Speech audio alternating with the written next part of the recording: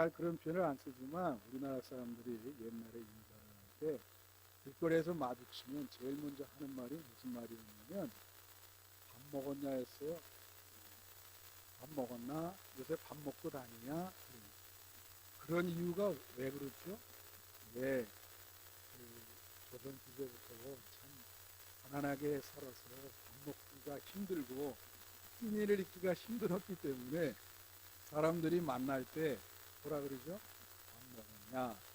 그렇게 물어보는 게 인사였습니다. 그것이 이제 문화라 그러는데 이 문화라고 하는 것은 자기가 처한 역사와 상황에 무관하지 않아요. 예.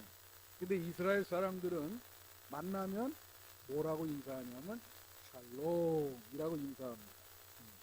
이 샬롬은 무슨 뜻이냐면 평화라는 뜻이에요. 그 말은 뭐냐면 평화가 있냐? 너와 내 가족과 네 공동체에 평화가 있냐? 그걸 묻는 거예요. 왜 인사법이 샬롬이 됐죠? 여러분도 잘 듣기 이스라엘은 지금까지도 전쟁을 하고 있어요. 요새도 하마스랑 전쟁하고 있죠. 예. 하루도 만약에 매일매일 전쟁을 한다고 생각해봐. 어떻게 살겠어요? 그죠? 지난번 조선일보에 우크라이나에 사는 시민들을 인터뷰했어요. 무작위로.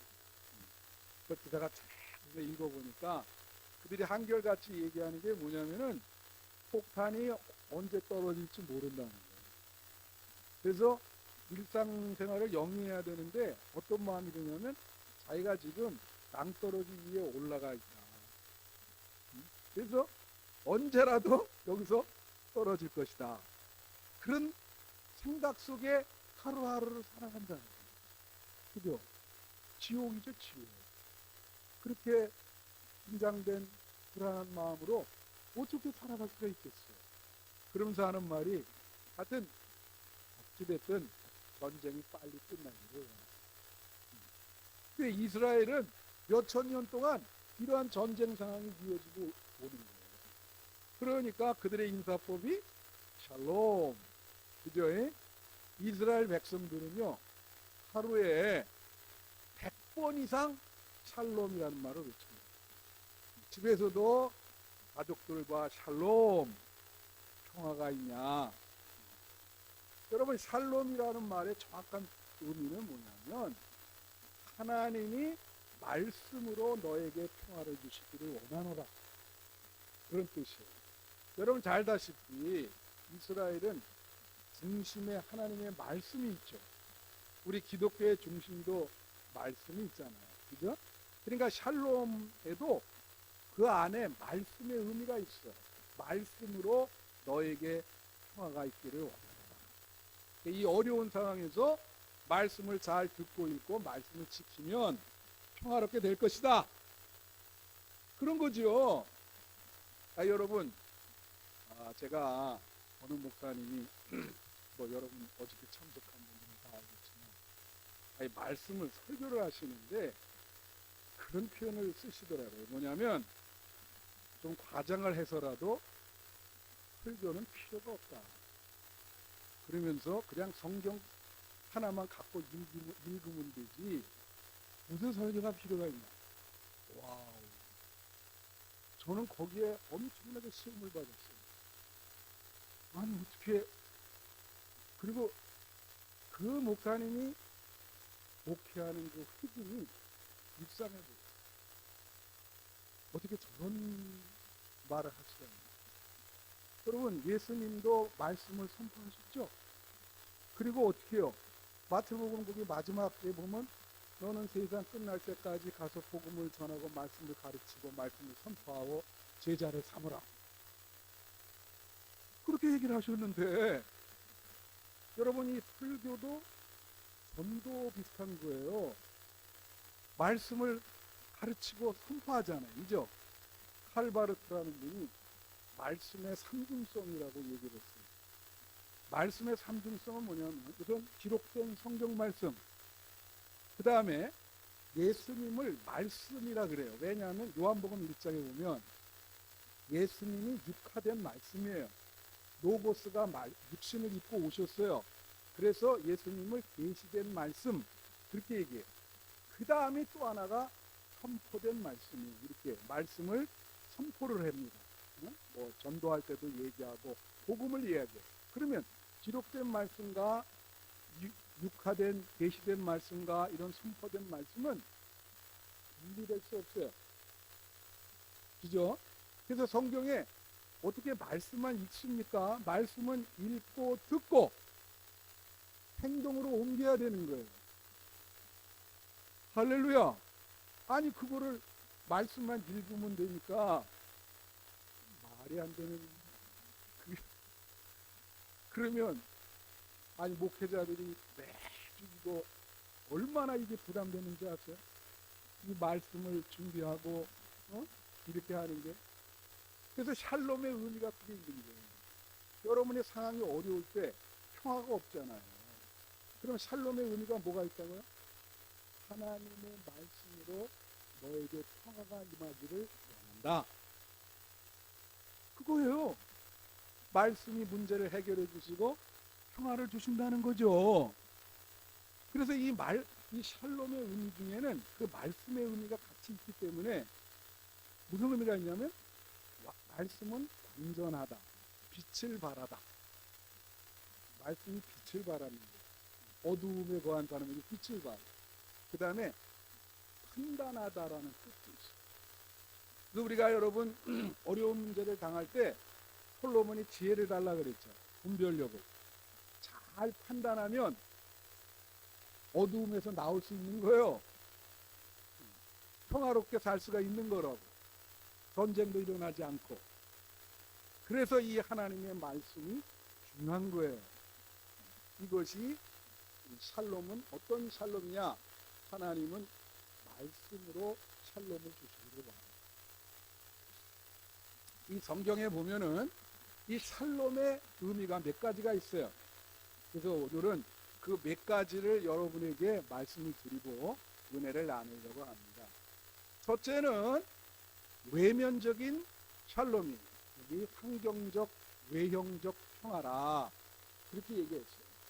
그래서 우리 사회, 우리가 처한 우리 사회, 그죠? 여러분이 우리 사회를 떠나서 살 수 없잖아요. 한국 사회 오늘 장로님 기도하시기를 우리 정치 지도자를 위해서 기도를 하셨는데, 네? 우리 사회를 떠나서 살 수가 없어요. 이 사회에 평화가 이루어져야 여러분도 평화로운 거예요. 그래서 오늘 본문을 한번 볼까요? 디모데전서 2장 1절. 그러므로 첫째로 권하노니 모든 사람을 위하여 간구와 기도와 도구로 감사를 하되, 기도를 하라는 거야. 두 번째 2절. 임금들과 높은 지위에 있는 모든 사람을 위하여 하라. 이는 우리가 모든 경건과 단정함으로 고요하고 평안한 생활을 하고 합니다. 2절 그대로 놔두세요. 여기 보면 특별히 사람들 위해서 기도하는데 임금과 높은 지위에 있는 사람을 위해서 기도하라는 거예요. 그러면 현대적으로 해석을 하면 뭐죠? 대통령과 정부의 강요와 국회의원들을 위해서 기도를 하는 거지. 그런데 그들을 위해서 왜 기도를 해야 되냐? 그래서 그들이 이 나라 사회를 잘 다스려서 우리에게 무슨 삶이 오냐면 고요하고 평안한 생활을 따라하세요. 고요하고 평안한 생활. 여러분, 여러분의 삶이 지금 고요하고 평안하십니까? 네? 이게 샬롬이거든요. 그러니까 임금들 위해서 기도해서 저 사람들이 나라를 잘 다스려서 사회가 외형적인 평화가 와가지고 나도 평화롭고 고요하게 살 수 있도록 해달라는 거죠. 아, 요즘 말이에요. 이제 얼마 있으면 선거가 있잖아요. 내가 참 힘든 게 하루에 말이에요. 한 10개 이상의 메시지가 와요. 근데 거기에 이름들이 난 알지도 못한 이름들 뭐 안녕하십니까 하고 좀 하는데 참 힘들어요. 내가 여기 아까 강미화 원장님 색깔 문제네. 강미화 원장님 이름을 잊어버릴 겁니다. 모르겠어요. 김미화라는 사람이 있는데 매일 메시지 보내 나한테. 김미화입니다. 그러니까 아침부터 그 사람 거 보면서 김미화 또 왔네. 그래서 막 예? 아니 그 얼마 안 남았나 봐. 그 계속 오는 거 보니까 그걸 지워버릴 수도 없고 어떻게 내 번호를 알았는지 계속 오는데 켜달라고. 어? 그 누구를 선택하느냐? 어떻게 해야 되겠어요? 그러면 기도할 수밖에 없어요. 좋은 사람이 돼서 잘 다스려서 우리 사회가 평화로울 수 있도록 여러분이 고요하고 평안한 생활, 이것이 외형적이고 환경적인 평화입니다. 할렐루야. 두 번째 내면적 평화라.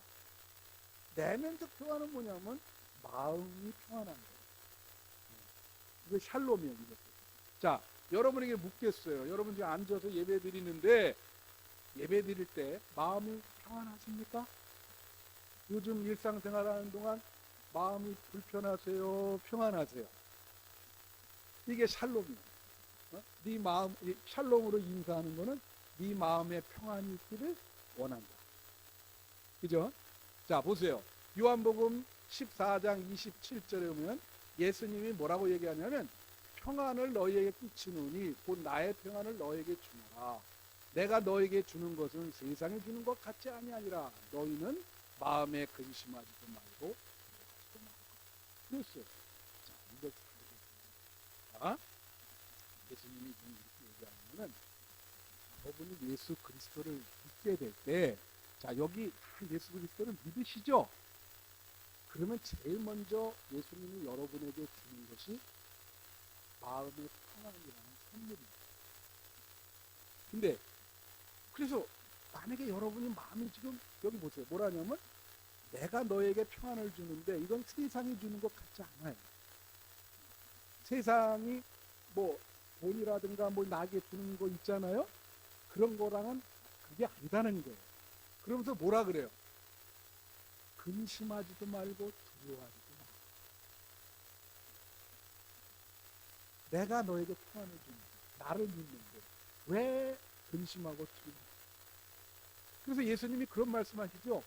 수고하고 무거운 짐진 자들아 다 내게로 오라. 내가 너의 짐을 다 지고 가겠다. 너희에게는 쉼과 안심만 있을 뿐이야. 그렇게 말씀하시는 거거든요. 근데 예수를 믿고도 맡기지를 못하거든요. 자, 여러분 여기 다 예수 믿잖아요.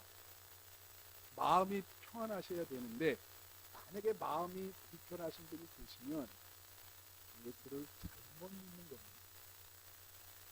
예수를 제대로 믿으시면 마음이 불편할 수 없어요. 예수님이 뭐라 그래요? 내가 너에게 평안을 준다. 근심하지도 말고 두려워하지 마. 그죠? 근데 제가 여러분에게 말씀드릴게요. 이 평안이라는 건 되게 중요해요. 왜 그러냐? 아까 처음에 환경적인 외형적인 평화였잖아요. 그는 우리 주변 환경의 어떤 시스템이라든가 구조가 주는 평화예요. 예? 잘 사는 나라 많잖아. 그죠? 예. 그렇게 잘 사는 나라에서는 외형적인 평화가 있지요. 그런데 아무리 그렇게 잘 살아도 마음이 근심이 많고 불편하면 아무 소용이 없어요. 그냥 마음이 평안해서 정말로 어느 상황에 처하든지 마음이 평안한 게 제일인 거예요. 여러분 늘 얘기하지만 아담이 파라다이스, 천국이요. 거기서 범죄를 한단 말이죠. 그래 여러분 세계에서 잘 사는 사람 거기서 범죄를 해. 많은 범죄가 일어나. 마약도 그렇고. 잘 사는데 왜 그렇게 범죄를 하냐고. 마음이 불편하고 불안하고 두려운 거예요. 그런 환경이 좋아도 아무 소용이 없는 거야. 왜 중국에 그런 것이 만해진다. 만 가지 식사를 이렇게 놨는데 앉아서 먹으라 하는데 위장이 아파. 그런 걸 뭐라 그러죠? 그림의 떡. 네? 먹을 수가 없네. 그렇잖아요. 환경이 좋고 돈이 많으면 누려야 되는데 누리지를 못해요. 여러분, 그래서 늘 말하죠. 돈이 많다고 행복한 건 아닙니다. 우리나라 그 재벌 가정들 보면 행복해요? 그걸 아셔야 돼. 그래서 여러분, 예수님이 주는 평안이 제일인 거예요. 어디를 가도 마음의 평안. 예수님께 다 맡기고. 할렐루야. 자, 여러분 약속하시잖아요. 예수님이 여러분의 짐을 대신 지게 빼잖아요. 믿으세요? 대신 지시게 빼잖아. 네 짐을 응? 그 믿음이요. 그래야 마음이 편안하시지. 하여튼 어떤 상황에서든지 예수님을 붙드시기를 축원합니다. 그 다음 세 번째는 공의에 의한 평화라. 이거는 아모스서 5장 24절에 나와요. 오직 정의를 물같이, 공의를 마르지 않는 강같이 흐르게 할지어다. 그랬어요. 자, 여기에 정의와 공의라는 말이 나와요. 원어도 다르고 한국말 번역도 달라. 그러면 정의와 공의의 차이점이 뭘까요? 정의는요, 사회적 질서를 유지하기 위한 도덕, 그게 정의예요. 사회. 정의 그러면 사회를 생각하시면 돼요. 그 사회에서, 그렇잖아요. 그 사회에서 다 법을 지키고 잘 살아야 정의가 이루어지잖아요. 근데 공의는 뭐냐? 정의는 사회고 공의는 하나님이에요. 그러니까 공의라고 하는 건 뭐냐면 내가 사는 것이 하나님 기준에 맞아야 돼요. 기독교인은 더더욱 그래요. 더 높은 도덕과 윤리를 요구하시죠. 그러니까 공의라고 하는 것은 하나님의 기준에 맞는 의로움을 말하는 거예요. 근데 정치가들이 요번에 뭐 국회의원 그거 하면서 여러 가지 뭐 정의도 얘기하고 많이 얘기하는데 우리는 그걸 보면서 저게 하나님의 기준에 맞는가, 하나님의 기준에 맞는 의로움인가, 그걸 봐야 돼요. 표를 얻기 위해서 그럴 수도 있거든요. 우리 사회가 정말로 하나님의 기준에 맞는 도덕과 윤리를 지킨다면 자연스럽게 평화는 이루어지죠. 그래서 여기 그렇게 얘기하는 거예요. 공의를 강물처럼 흐르게 하라. 하나님의 의의를 강물처럼 흐르게 하라. 그런 평화가 임할 것이다. 할렐루야. 네 번째로 질서에 의한 평화. 질서에 의한 평화예요. 자, 이거는 한 달 반 전에 상고였어요. 그걸 기억하면 좋으신데 기억이 잘 안 되죠. 이게 창세기 1장 2절 여러분 기억날 거예요. 땅이 혼돈하고 공허하여 흑암이 기쁨 위에 있고 하나님의 영은 수면 위에 운행하십니다. 하나님이 이걸 보시고 이게 창조 이전이거든요. 그래서 창조하셔가지고 뭐라 그랬어요? 혼돈을 질서로 만드시고 그리고 공허한 것을 충만하게 만드시고 흑암에게 빛이 있어라. 그랬단 말이에요. 자, 그때 제가 설교할 때 그랬어요. 이 혼돈이 영어로 케이오스인데 무질서라는 말이에요. 무질서. 질서가 없어요. 근데 사람이 무질서하면 어떻게 된다 그랬죠? 고통이 임합니다. 무질서하면 고통이 임해요. 근데 무질서하게 살면요, 자기만 고통이 임하는 게 아니라 주변 사람들에게 폐해를 끼쳐. 주변 사람들이 아주 고통을 당해요. 자, 이게 내가 얘기한 말씀. 여러분, 요새 가장 핫한 이슈가 축구인 거 알아요? 아마 축구를 안 본 분도 뭐 요새 맨날 신문에도 그렇고 이 뜨는 게 전부 축구 얘기야. 나는 그 경기는 못 봤어요. 왜냐면 그게 새벽에 하더라고. 중계를 새벽 뛰거든요. 그 경기를 못 봤는데. 하여튼 모르긴 모르지만 그 경기 그게 중결승인데 경기 전날 내가 뭐 안 본 거를 얘기할 수는 없잖아. 근데 그거 보니까 큰 싸움이 있었던 것 같아요. 뭐, 뭐 어떤 사람은 하극상이 있었다 그러고, 뭐막 손가락도 뭐 다친 모습 보여주고. 자, 여러분 보세요. 아니 그 다음날 중결승인데 선수들이 전날에 치고받고 싸우니 경기가 이길 수 있겠어요? 못 이기지. 그렇죠? 그리고 선을 넘었다는 거예요. 그렇잖아요? 이게 뭐 나이도 뭐 보니까 한 10살 차이 나던데 이게 이 공자는 이런 걸 뭐라 그랬어요? 다 같이 예, 예라 그랬어요. 예. 여러분 사람과 사람은 지켜야 될 질서가 있는 겁니다. 예. 아무리 가까워도 자 부부가 가까워지죠. 근데 부부간에 예의라고 하는 게 있는 거예요. 부모와 자식도 똑같아요. 응? 성경도 질서를 얘기하는 거예요. 예가 필요한 거예요. 친구 간에도 넘지 말아야 될 선이 있는 거예요. 응? 그게 예예요. 예. 질서. 그게 질서야. 근데 그 선을 넘으면 어떻게 돼요? 자기뿐만이 아니라 주변 사람들에게 고통이 생겨요. 죄송한 의미는 내 입으로 하는 말 아니지만 교회에서도 목회자와 성도 간에 지켜야 될 선이 있는 거예요. 예가 있는 거예요. 무슨 말씀인지 아세요? 예. 어디나 다 똑같아요. 자 보세요. 그 질서를 무너뜨리니까 선을 넘으니까 어떤 일이 벌어져요? 전 국민이 다 알게 되고 그렇죠?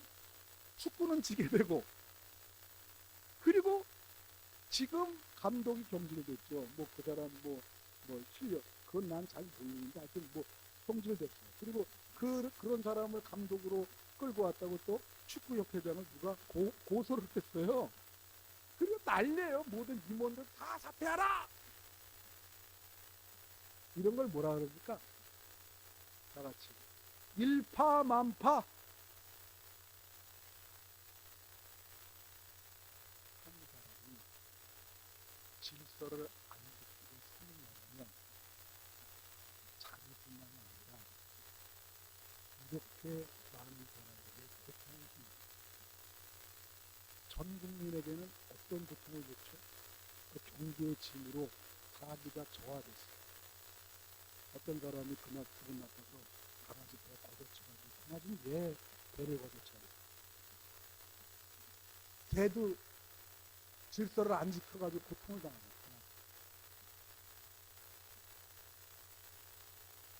명심하세요. 하나님을 믿는 그죠? 하나님이 만들어준 이 말씀에 의한 질서를 지키는 거예요. 말씀대로 살면은 틀림이 없어요. 그러면 평화가 오는 거예요. 할렐루야. 네. 마지막입니다. 5번째. 내가 마지막이라고 하는 거는 도대체 목사님이 언제까지 끌고 가려나 그렇게 생각하실까봐. 네. 5째로는 뭐냐면 이 샬롬은 뭘 말하냐면요. 균형과 조화와 화목을 말해요. 균형이라는 건 뭐죠? 여러분 영성은 균형 감각이 있어야 돼요. 우리가 자살하는 거를 요새는 자살이라는 말 쓰지 않습니다. 뭐라고 쓰죠? 극단적 선택. 극단이라는 건 뭐예요? 왜 하필 그렇게 생각하냐 이거지. 중도도 있을 수 있고 우리가 이걸 중용이라 그래요. 중용. 응? 양극단의 중간. 균형. 사람은 균형 감각이 있어야 돼.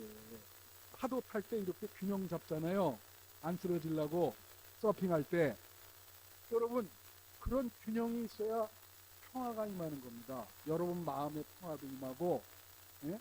공동체의 평화도 임하고 사회의 평화가 임하는 거예요. 예? 그래서 여호수아에게 하나님이 여호수아가 모세의 그거를 인계받으면서 불안해하니까 뭐라 그랬어? 넌 이렇게 하면 된다. 좌로나 우로나 치우치지 말라. 그러면 잘 할 수 있을 거야. 다 같이 좌로나 우로나 치우치지 말라. 그게 균형, 좋아, 균형. 신앙생활도 여러분 안에서 여러 가지 덕목이 조화롭게 되는 겁니다. 하나만 하면 극단이 되죠. 그래서 이 균형이라는 게 상당히 중요해요. 지도자는 더 중요해요. 균형 감각을 잃으면 큰일 나요. 그리고 뭐라 그럽니까? 화목. 화목은 싸우지 않는 거야. 평화의 반대가 뭐예요? 맨날 치고받고 싸우는 거지. 전쟁 중에. 그렇지 않습니까? 네? 그래서 이런 말이 있어요. 이제 말씀하세요. 잠언서 17장 1절에 마른 떡 한 조각만 있고도 화목하는 것이 제육이 집에 가득하고도 다투는 것보다 여기 화목이 나오죠. 예. 이거 저기 식당 중에 제일 볶는 식당이에요. 내가 고기들을 고기 중에 제일 싫어하는 게 제일 볶음. 아니 그 식당 분들한테 그냥 내가 이렇게 뭐 그런데 상관할 필요 없죠. 나 혼자만 싫어하니까 제일 볶음. 제육은 고기라는 얘기죠. 고기. 고기가 그 집에 있다는 건 부자라는 얘기죠. 근데 이 사람은 가난한 사람은 먹을 게 고기가 없어. 이게 뭐예요? 떡 한 조각 가지고 나누는 거예요.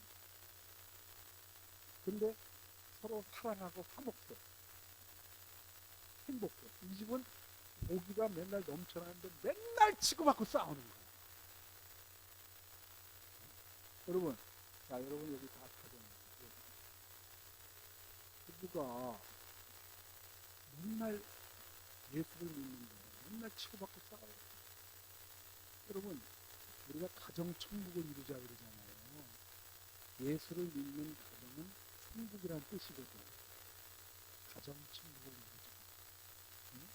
여러분 예수 믿고 여러분 가정이 천국과 같이 되기를 축원합니다. 가정천국이 돼야 되는데 가정에서 맨날 치고받고 싸우네요. 우리가. 천국이 아니라 그걸 뭐라 그래요? 지옥. 그냥 지옥이야. 아니 예수를 믿는데 가정의 지옥이라. 또 부모와 자식 간에 맨날 싸워. 형제 자매가 맨날 치고받고 막. 응? 지난번 시험 보니까 이탈리아의 무슨 큰 예사인데 어머니랑 아들이랑 소송을 하고 싸우더라고. 재벌들 중에 그런 일이 가끔 일어나죠. 그죠? 예를 들면 어느 뭐 형제끼리 막 이렇게 하고 그게 지옥이죠. 뭡니까? 지옥.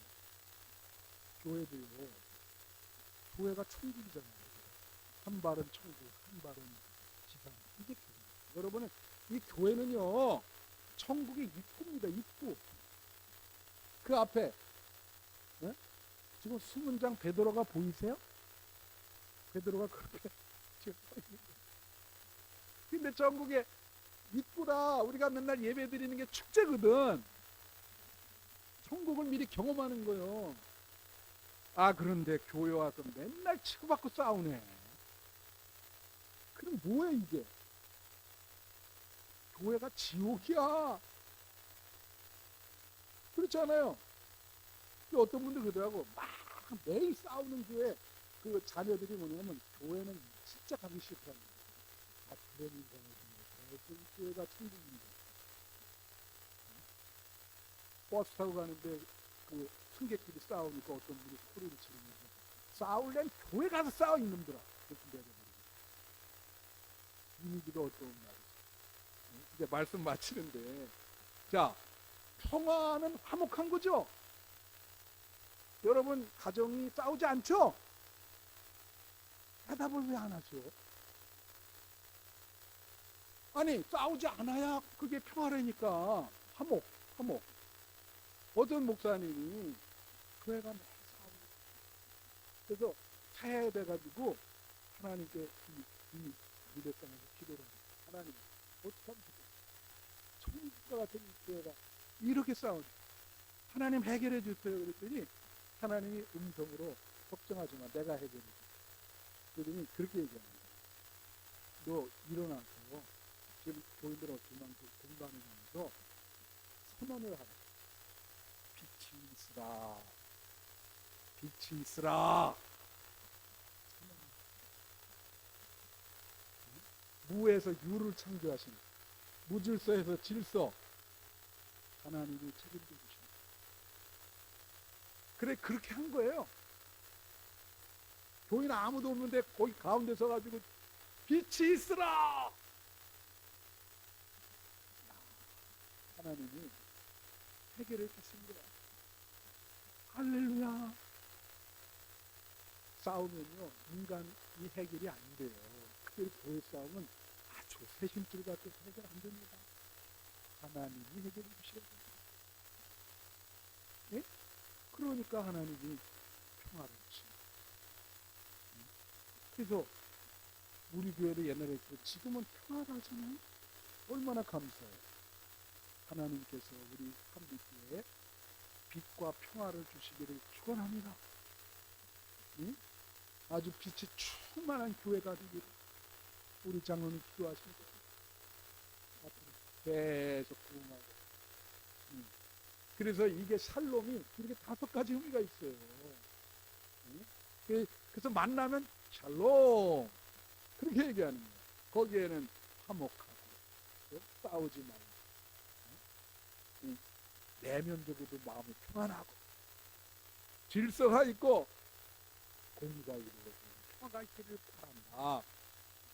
저는 한빛교회 여러분 개인의 삶과 여러분의 가정에 평화, 샬롬이 있기를 축원합니다. 기도하겠습니다.